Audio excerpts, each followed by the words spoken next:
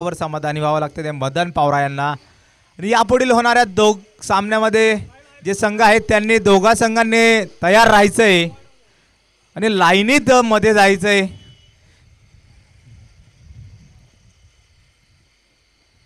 पुन्हा एकदा मोठा फटका मारण्याचा प्रयत्न पण धाव कोणतीही धाव घेतली नाहीये आणि एक उत्कृष्ट असं षटक टाकलंय ते गोलंदाजाने एकच धाव दिली आहे आणि 6 चेंडूंमध्ये 45 धावांची आवश्यकता आहे।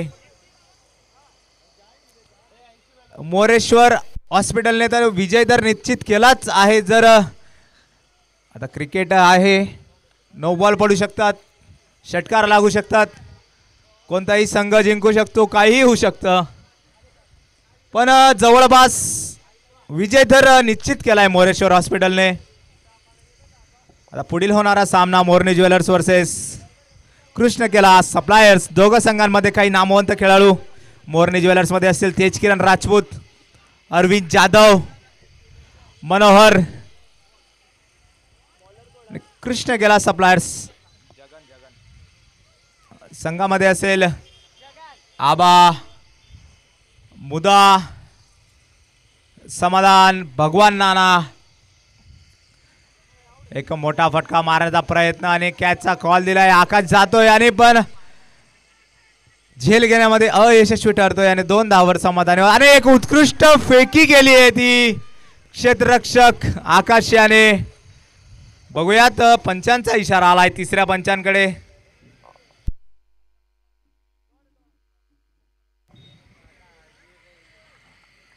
झेल घेण्यामध्ये अयशस्वी झाला होता पण तेवढीच उत्कृष्ट फेकी केली एक क्षेत्ररक्षण करून। बघूयात काय इशारा येतोय आमच्या तिसऱ्या पंचांचा।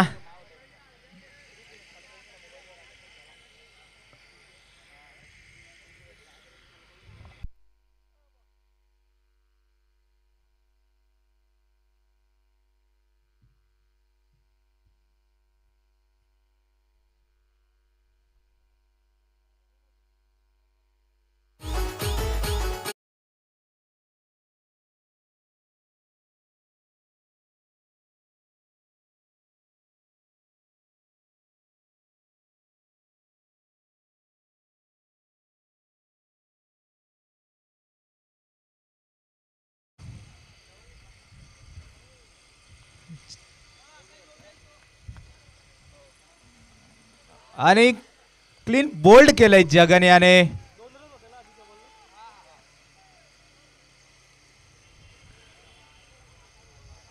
उत्कृष्ट असा चेंडू टाकला होता। आता आपल्याला फलंदाजी करताना दिसतील चोपड्यातील एक अनुभवी आणि प्रचंड सिनियर खेळाडू लल्ला दादा, ज्यांना लल्ला दादा या नावाने प्रसिद्धी मिळवली आहे त्यांनी चोपड्या परिसरात।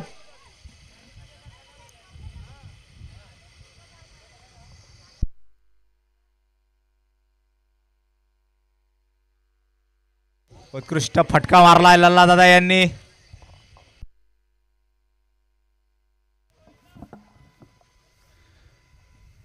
क्रिकेट में बल्ला और ग्राउंड पे अगर लल्ला ना हो तो मजा नहीं आता है।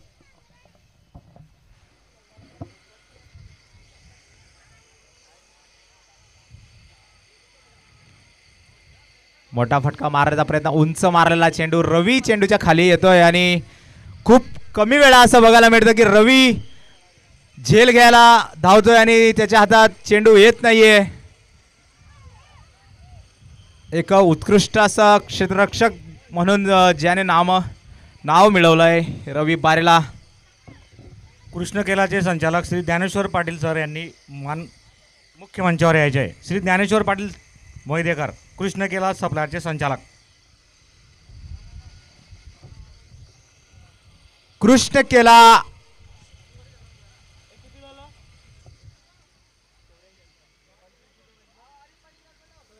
यात जो नाणेफेकीचा कौल झाला होता, पुढील होणारा सामना कृष्णकेला आणि मोरनी ज्वेलर्स या सामन्यामध्ये